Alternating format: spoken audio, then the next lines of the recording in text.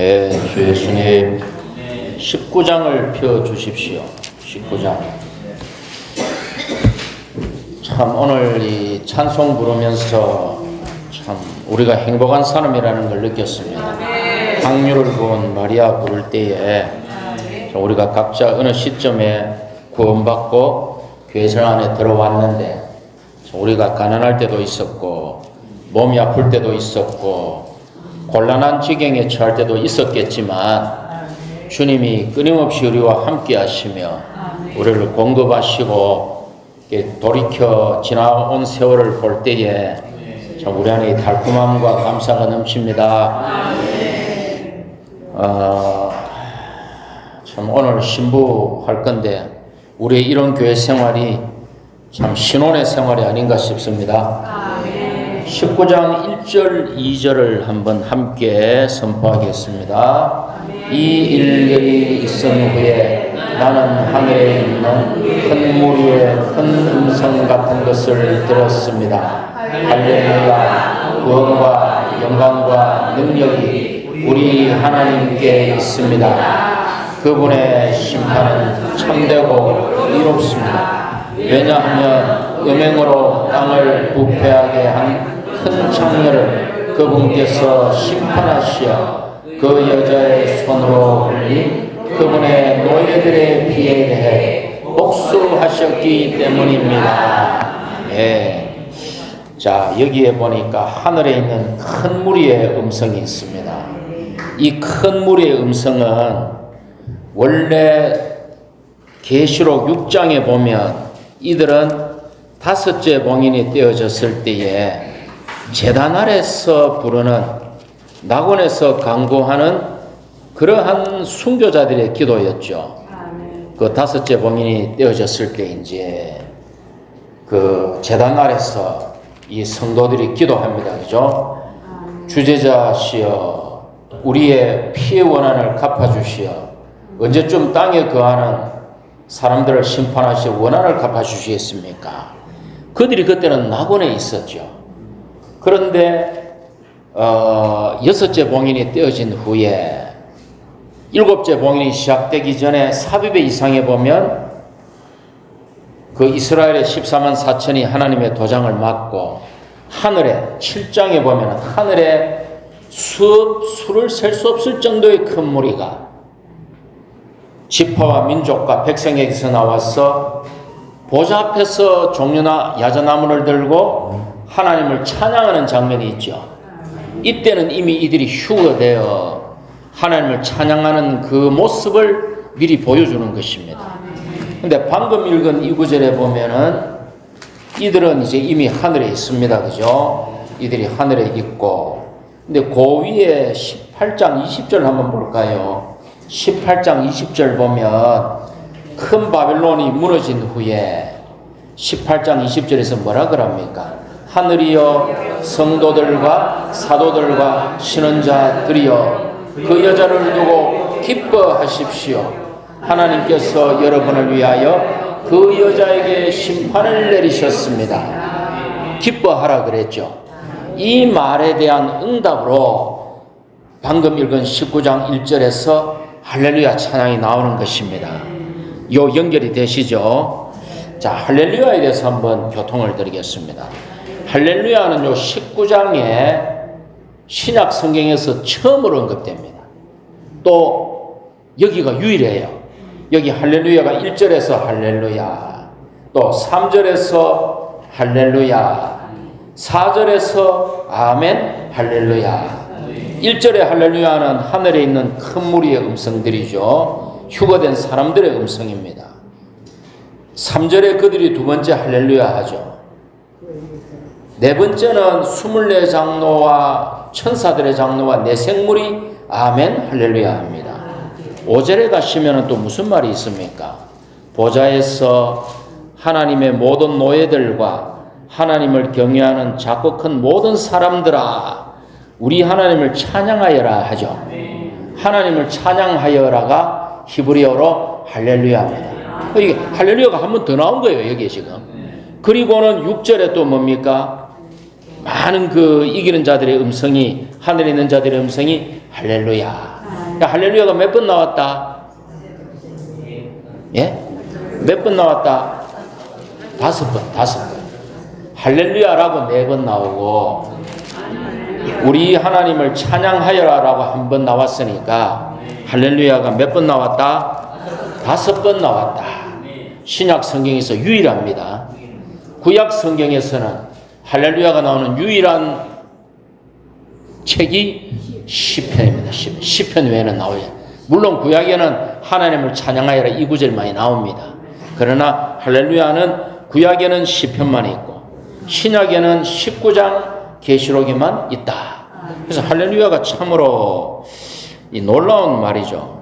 그 이상수 형제님의 그 말씀 가운데 보면 1967년도니까 지금으로부터 33, 25, 58년 전에 LA 교회에서 주님의 이름을 부르는 실행들을 성도들이 하기 시작했대요. 그래서 이상수 형제님이 이거를 진리로 한번 정리를 해봐야 되겠다 싶어가지고 성경을 진리를 추구해 보니까 주님의 이름을 부르는 실행이 창세기로부터 이게 시작된 거예요. 그래서 그때부터 이것을 형제님이 주 예수님 이거를 극동에 선포하시고 온 주의 회복 안에 주님의 이름 부르는 실행이 확산됐어요.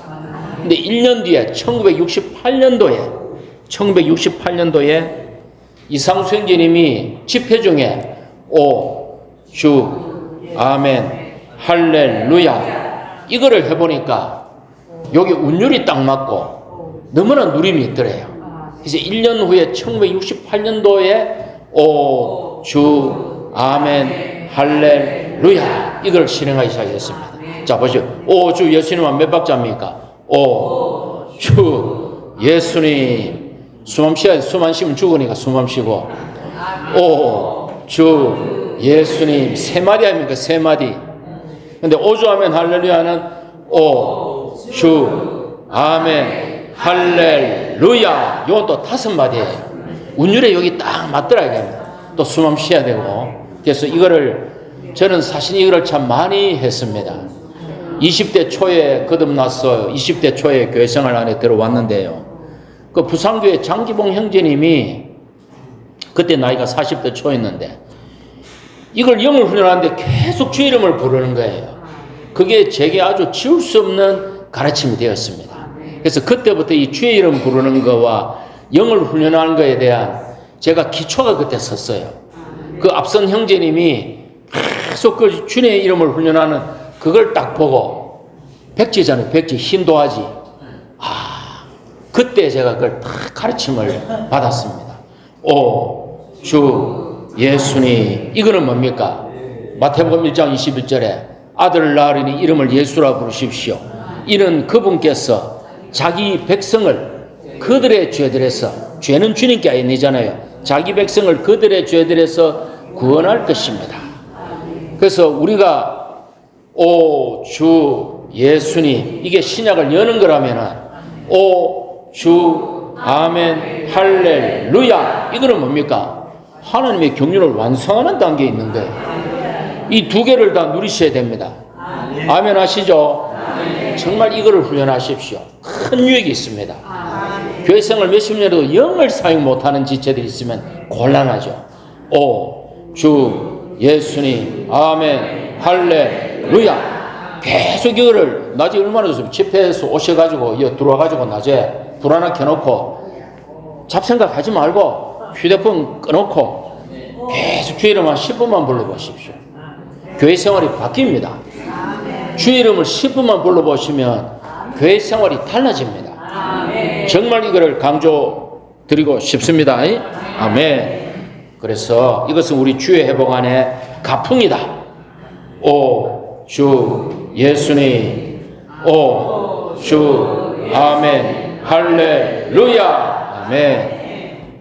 자 2절에 오니까 이제 그분의 심판은 참되고 의롭습니다.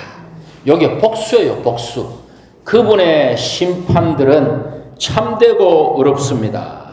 왜 그분의 심판들이 참되고 의롭습니까? 왜냐하면 뒤에 나오죠. 큰 창녀를 심판하시어 그 여자의 손으로 흘린 노예의 피들을 복수해 주셨기 때문입니다. 요게 뭐죠? 다섯째 봉인을 뗐을 때 제단 아래 낙원에서 순교자들의 기도죠.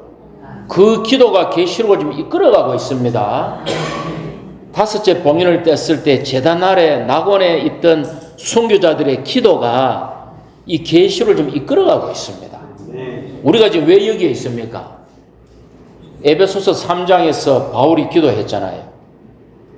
그 기도 내용이 뭐였더라? 우리 주 예수 그리스도의 하나님. 그건 1장이고 3장은 뭡니까? 그 영을 통하여 우리를 속사람만으로 강건케 해 주시고 믿음으로 그리스도께서 여러분 마음에 거처를 정하게 하시고 그 바울의 기도가 2000년간 유효한 거예요. 그 기도 때문에 우리가 오늘날 이렇게 주님을 누리고 있는 것입니다. 이게 다섯째 봉인을 뗐을 때 순교자들의 기도가 지금 2절에 나오잖아요. 이 기도가 응답된 것입니다. 다니엘이 혼자 기도하지 않았다면 하나님의 경륜이 진행될 수 있었겠습니까? 다니엘이 기도했기 때문에 포로된 가운데 이스라엘이 회복되고 이렇게 하나님의 역사가 전진한 거 아닙니까? 그죠? 그래서 우리 기도가 중요합니다. 자, 심판들입니다. 이 복수입니다. 그분의 심판들은 참되고 의롭습니다. 참 저는 이 주님의 심판으로 인해서 너무나 감사드립니다. 주님이 지금도 우리를 심판하고 계시잖아요. 주님의 심판이 없다면 매일매일 우리 안에 쌓이는 죄들을 어떻게 감당할 것입니까? 우리가 좀 삐뚤어질 때 주님이 우리를 징계하시고 안에서 꾸짖으시고 심판하실 때에 우리가 이 땅에서 그분의 심판을 통과하고 있는 것이죠. 저는 이 심판이 없으면 매일 저녁 자리에 누우면 아이고 나는 오늘도 왜 그런 말을 했을까? 왜 그렇게 했을까? 많은 후회를 하게 됩니다. 그때마다 주님께 돌이키게 되죠. 만약에 주님의 심판이 없다면 내 안에 죄가 쌓이고 쌓인다면 우리 생활이 얼마나 괴롭겠어요. 그러나 주님이 매일매일 우리를 심판하심으로 인해서 참으로 주께 감사를 드립니다. 물론 최종적인 심판은 그리스도의 심판대 앞에서 또 뭡니까? 믿는 이들은 그리스도의 심판대 앞에서 큰 창녀의 심판은 아마겟돈에서 완성되겠지만 주여 이 땅에서 미리미리 주님이 우리를 심판하심을 인해 감사드립니다. 아멘. 마태복음 18장에 보면 어떤 노예가 있는데 10,000달란트를 빚졌어요. 10,000달란트. 10,000달란트가 어느 정도인가 하면은 이제 또 산수를 해야 됩니다. 한 달란트가 6,000데나리온입니다. 한 데나리온이 그 당시에 하루 품삯, 하루 넉넉한 일당이었어요. 그럼 1년에 안식일 쉬어야 되니까 1년에 일하면 300데나리온이죠. 1년 일하면 1년 품삯이 300데나리온. 곱하기 20년 하면 한 달란트가 됩니다. 맞습니까? 맞죠? 한 달란트가 6,000달란트니 데나리온인데 1년의 품삯이 300데나리온이니까 20년 일하면 한 달란트가 됩니다. 근데 우리가 주인에게 얼마를 빚졌다고요? 10,000달란트니까 우리가 20만 년을 일을 해야 20만 년을 말년이 아니고 20만 년을 일을 해야 우리가 주님께 지은 부채를 다 갚을 수 있습니다. 이거 불가능하잖아요. 불가능하기 때문에 주님 이걸 그냥 갚아주신 거예요. 예수 그리스도가 십자가에 걸리면 이걸 갚아준 거예요. 근데 요 사람이 용서받고 밖에 나갔는데 자기한테 100데나리온 만난 종을 만난 거예요. 동료노예. 100데나리온이면 얼마입니까? 1년 품삯이 300이니까 요 4개월 품삯이죠. 4개월 품삯인데 요 자기한테 4개월치 품삯을 빚진 노예를 만나니까 뭐라 그럽니까? 말씀해 보면 가서 목을 조르면서 아이고 목 조르면 죽지 먹을 점에서 내 돈 내놔라 이 인간아 이랬겠죠. 그러니까 이걸 동료 노예들을 보고 주인에게 일러줘요. 그러니까 주인이 괘씸해가지고 이 사람을 감옥에 가다가지고 고문을 갑니다. 고문. 성경에 보면 이 사람을 주님이 얼마나 화가 나고 이 사람을 가두어가지고 고문을 해요. 고문을. 이 고문이 이제 천년왕국의 그 징계겠죠. 참 이 말씀을 볼 때에 이 왕국 안에서의 문제는 이런 동료들과의 관계의 문제입니다. 이상하게 주님이 왕국을 얘기할 때 동료들과의 관계를 얘기해요. 그래서 주님이 마태복음 그 6장에 보면은 그 기도 같이 한번 해볼까요? 하늘에 계신 우리 아버지 이름이 거룩히 여겨지도록 하시며 왕국이 오게 하시며 뜻이 하늘에서 이루어진 것 같이 땅에서도 이루어지게 하십시오. 오늘 우리에게 일용할 양식을 주시고 그 다음에 우리가 우리에게 죄 빚진 사람들을 용서하여 준 것 같이 우리의 죄들을 용서해 주시고 우리를 시험에 들게 하지 마시고 악에서 구하십시오. 왕국과 권세와 영광이 영원토록 아버지의 것이며 이라죠.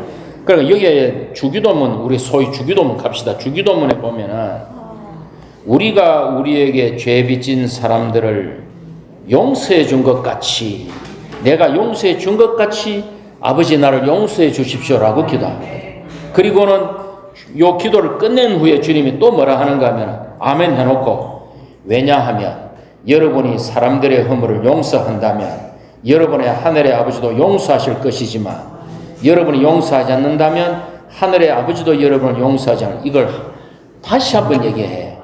이게 마태복음 5, 6, 7장의 왕국 헌법에서 다시 한번 얘기합니다. 참 이걸 볼 때 사실 우리가 이렇게 교회 생활 해보면 지체들하고 잘 안 맞아요. 솔직히 말해서 지체들하고 잘 안 맞아요. 부부가 30년 40년을 살아도 잘 안 맞아요.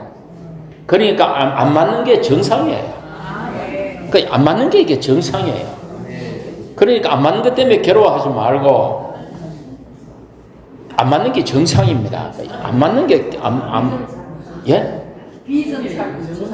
예, 안 맞는 게 정상이니까 너무 괴로워하지 말고 그냥 순간순간 주님 누리면 됩니다. 순간순간 주님 누리고 하다 보면 이게 어느 정도 우리가 또 지나면 변화대가 있어요. 그러니까 너무 괴로워하지 마시고 이게 안 맞는 게 정상이구나. 그러면 우회해야 되노. 주님을 누리면 된다. 그래서 그냥 주님은 계속 우리를 심판하시죠. 그죠? 심판하십니다. 우리가 너무 괴로워하지 말고 주여 내가 지체를 사랑하지 못하는군요.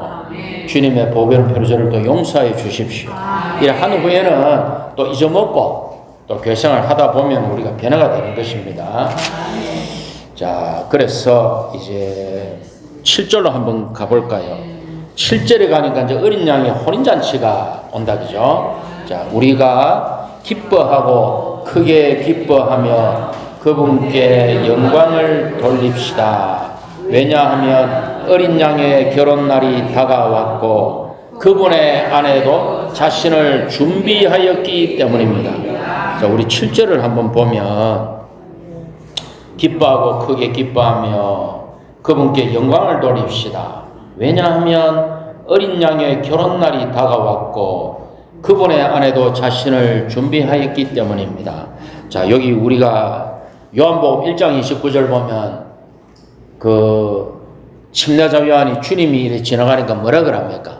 주님이죠. 예, 보십시오.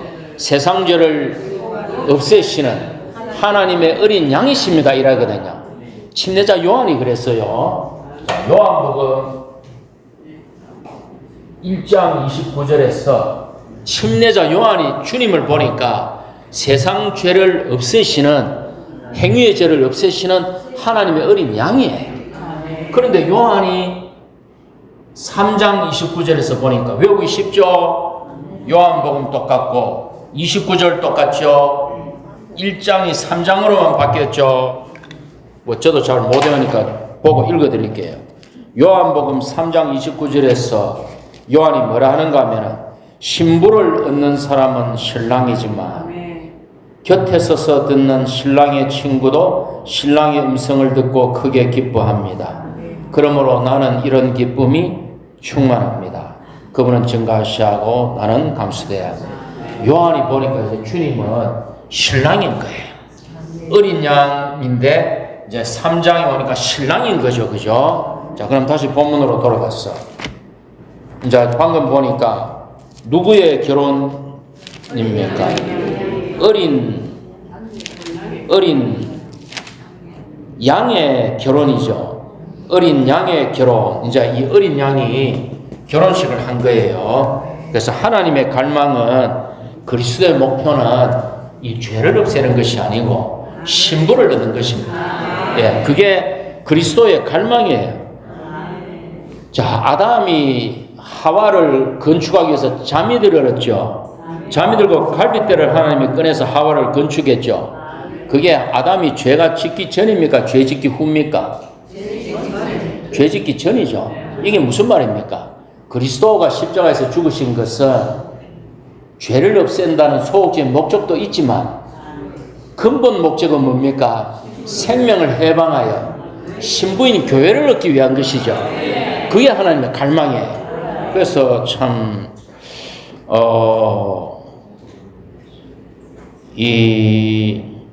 저도 참 우리 자매랑 결혼을 했는데 결혼식을 하던 그게 아직도 기억이 생생합니다. 이래 참 포항교회 노자매님들이 하도 무서워가지고 부산교회 노자매님들이 하도 무서워가지고 그 부산교회 광안 새시장 건물 그 2층 낡은 건물에서 우리 자매는 한복 입고 저는 양복 입고 결혼식을 했어요. 참 이렇게 결혼식이 화려하지는 않았습니다. 그 낡은 건물에서 이제 20대 처자를 한복을 입혀놓아요. 얼마나 막 노자매들이 막 무섭게 막 하는지 막 군기를 잡혀가지고 그 결혼이 참 화려하지는 않았지만 참 지체들의 축하와 기쁨 안에서 결혼했습니다. 그러면서 결혼식은 또 화려했죠, 그죠? 그래서 참 지금까지 잘 살고 있습니다. 앞으로도 계속 잘 살 예정입니다. 잘 살았다는 의미가 뭐 꼭 부부싸움도 안 하고 뭐 항상 환경도 없었고 행복했다는 의미는 아니지만 항상 행복했습니다. 왜 그렇습니까? 그리스도가 우리에게 계시잖아요. 그리스도가 계시기 때문에. 그래서 주님은 우리를 신부로 단장하고 계십니다. 이 결혼식이 언제 했느냐? 계시록 보면은 큰 바벨론 멸망 후에 또 휴거 후에 사내아이, 처델매, 유리바다 위에 이기느니, 두 증인, 수확물, 이삭이 다 휴거한 후에 결혼식이 된다. 또 그리스도의 심판대, 구름 위에서 심판대 이후에 주님이 결혼식을 했습니다. 예를 들어서 내가 내일 출장 가야 되는데 예를 들어서 내일부터 내가 방글라데시로 6박 7일을 출장을 가야 되는데 일이 산더미 같은데 오늘 결혼하면 내가 기쁘겠습니까? 마음이 불안하잖아요. 내일 출장 가야 되는데 오늘 결혼하면 주님이 여기 보면 일을 다 해놓고 주님이 결혼을 한 거예요. 그죠? 마지막 이제 신혼여행은 어디로 갑니까? 아마겟돈으로 가가지고 이제 그 원수를 이제 왜 신혼여행 가면 그런 거 하잖아요. 뭐 신혼여행 가면 재밌는 게임 하잖아요. 우리는 뭐 젊은 사람들 보면 뭐 신혼여행 가가지고 뭐 화살도 쏘고 뭐 재밌는 거 하더라고. 물에도 들어가 이제 그런 거 하는 거예요. 아마겟돈 전쟁은 그 즐거운 거예요. 자, 요 중요한 거 하나를 말씀드리겠습니다. 아내가 자신이 준비되었습니까? 아내가 자신을 준비하였습니까? 아내가 자신을 준비하였죠. 이게 헬라어로 능동태입니다. 아내가 자신을 준비한 겁니다. 근데 형님은 헷갈리면 안 되는 게 계시록 21장 2절 보면 새 예루살렘이 내려오는데 남편을 위하여 단장한 신부로 준비되어 있었습니다. 이래 되어 있거든요. 근데 이거 헬라어로 이것도 능동태입니다.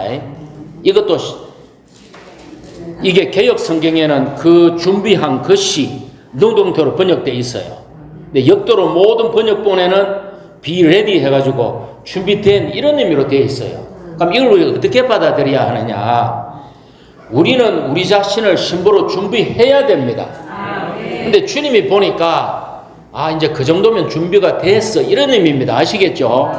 나는 가만히 있는데 막 입만 벌리고 있으면 감 입에 떨어져 가지고 내가 신부로 준비되는 게 아니고 능동적으로 내가 신부로 내 자신을 단장한 거예요. 근데 그거를 주님이 보니까 이제 그 안현정 자매님은 내가 보니까 신부로 준비되어 있어 이런 의미라는 거예요. 이게 내가 가만히 있는데 저절로 주님이 와가 막 청담동 와가 막 메이크업하고 이게 아니고 내 자신은 준비를 해야 되는 것이죠. 그게 성경에 또 어디 나와요? 지혜로운 처녀.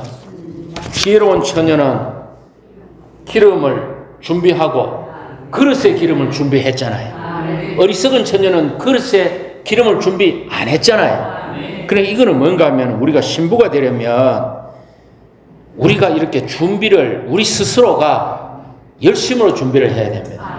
바울이 그러죠. 내가 다른 사도들보다 더 많이 수고했다. 그러나 내가 아니요 나와 함께한 하나님의 은혜다. 이게 무슨 의미입니까? 이게 하나님과 사람의 동역이에요. 바울은 열심으로 주님을 섬겼습니다.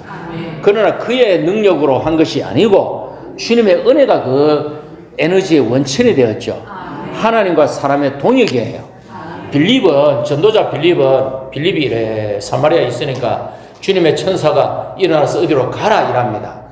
빌립이 순종하죠. 바울은 어떤 사람입니까? 바울은 이게 너무 강해가지고 막 2차 사회 여행 때 막 온데 아시아를 복음을 전하려고 댕기니까 이걸 성령이 못 따라와. 그러니까 성령이 뭐라 그럽니까? 막아요. 바울은 이게 강한 사람이 부담이 너무 강했어요. 그러니까 예루살렘으로 가지 마라 해도 바울은 가는 거예요. 이 바울이 그런 사람이에요. 이게 왜냐하면 하나님과 사람의 동역은 때로는 그 영이 앞설 때가 있고 때로는 사람이 앞설 때가 있어요. 그러면서 동역하는 겁니다. 둘 다 틀리지 않아요. 둘 다 맞습니다. 그러나 우리는 조절될 필요가 있죠. 그래서 우리는 어떻게 해야 된다? 우리 자신을 준비해야 된다. 이거 정말 중요합니다. 제가 요즘 충격받았는 게 요즘 대통령 선거 끝났잖아요. 근데 제가 이제 나라가 잘 돌아가는가, 좀 국정 전반에 대해서 저도 이렇게 봐야 되잖아요. 저도 앞으로 왕이 될 사람이니까 대한민국이 잘 돌아가나 국정 전반에 대해서 유튜브를 통해 좀 봤어요. 아침에 들어가가지고 내 기록 들어가가지고 유튜브 시청 기록을 보니까 일주일 동안 하루 평균 유튜브 시청 기록이 4시간이야, 4시간. 와이구야, 이거 안 되는구나. 아침에 막 한 대 빵 맞은 것 같아요. 그러니까 이게 이제 우리가 점검해 봐야 되는 거예요. 또 돌이키고 점검해 봐야 되는 거예요. 왜 우리가 또 왕이 될 사람이니까 대한민국이 잘 돌아가나, 이 사람이 하나님의 대행자로서 나라를 잘 다스리나, 국정 전반을 나도, 내가 대통령 위에 있는 사람이니까 국정 전반을 나도 관심을 가져야 되잖아.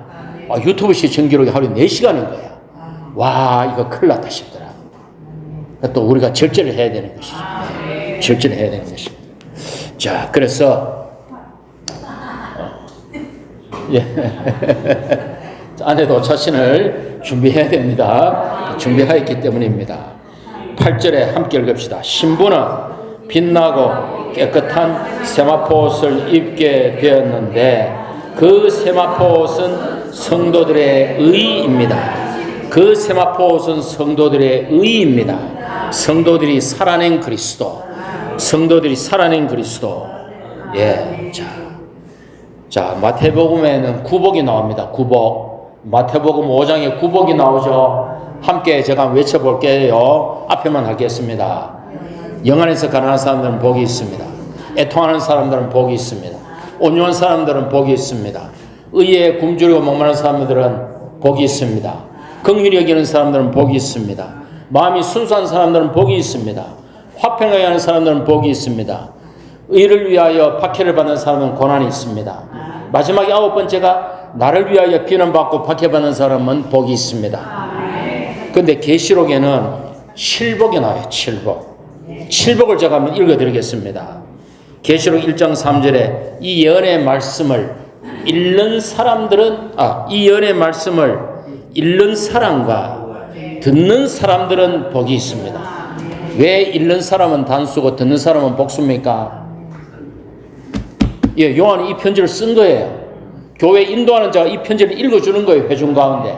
그래서 읽는 사람은 단수예요.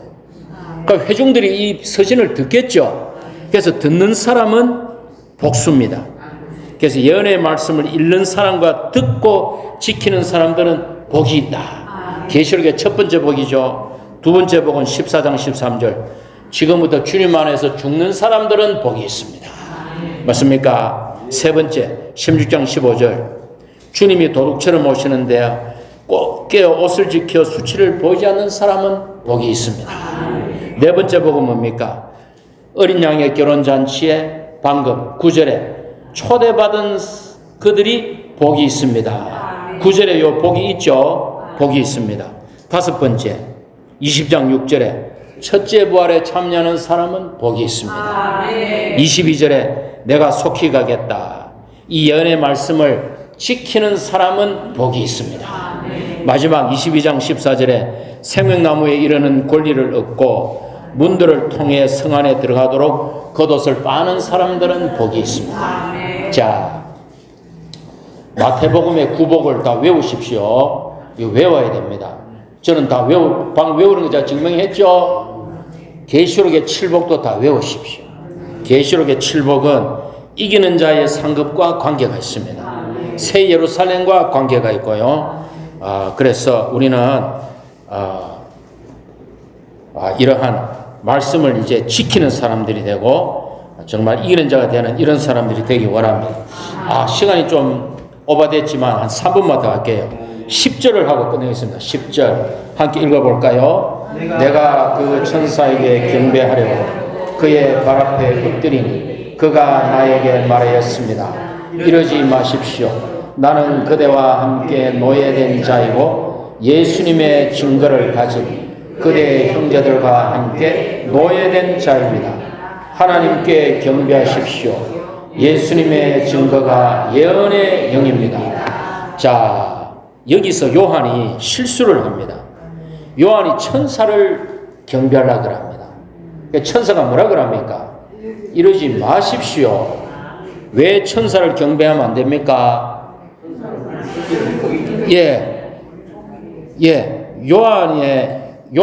계시록 14장 6절에 영원한 복음을 천사가 선포하죠. 영원한 복음의 내용이 뭐예요? 하나님이 창조주다라는 거예요. 둘째, 창조하신 하나님이 이 창조물을 심판하신다는 거예요. 셋째, 그러므로 하나님을 경외하고 하나님께 영광을 돌리고 하나님을 경배해라. 이 말은 다른 말로 가로 열고 짐승을 경배하지 말은 말이죠. 이게 영원한 복음의 내용인데 방금 요한이 무슨 짓을 했습니까? 하나님의 아들인 요한이 하나님의 피조물인 천사를 경배하려고 그랬어요. 요한이 이 실수를 한 번 더 합니다. 22장 제가 읽어드릴게요. 22장 8절 9절 가면은 이 경고를 들은 요한이 22장 8, 9절에서 뭐라 그러는가 하면은 나는 이것을 내게 보여준 천사의 발 앞에 엎드려 경배하려고 하였습니다. 그러자 천사가 말하였습니다. 이러지 마십시오. 자, 이게 무슨 말인가 하면 제가 면밀히 교통드리겠습니다. 요한일서 5장 21절에서 요한이 뭐라 그럽니까? 요한 일서를 마치면서 어린 자녀 여러분 자신을 지켜 우상들을 멀리하십시오 이러죠.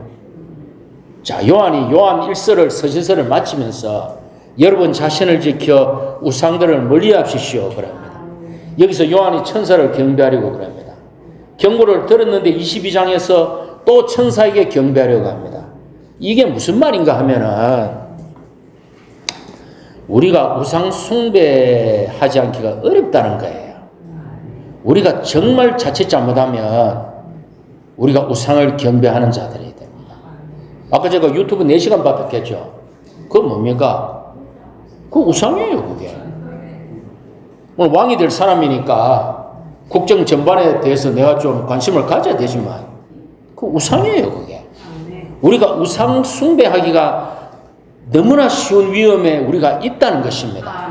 그래서 이 경고를 우리가 받아야 됩니다. 이것은 영원한 복음에 걸릴 뿐만 아니라 우리가 좋은 것들, 훌륭한 것들, 의로운 것들, 올바른 것들, 가치가 있는 것들, 모든 것들이 그리스도를 대체할 수가 있다는 거예요. 이런 것들이 우리의 우상이 될 수가 있다는 것입니다. 그래서 우리가 계시록 19장까지 도달했을 때에 정말 우리는 이러한 경고의 말씀을 받기를 원합니다. 아멘. 여기까지 하겠습니다.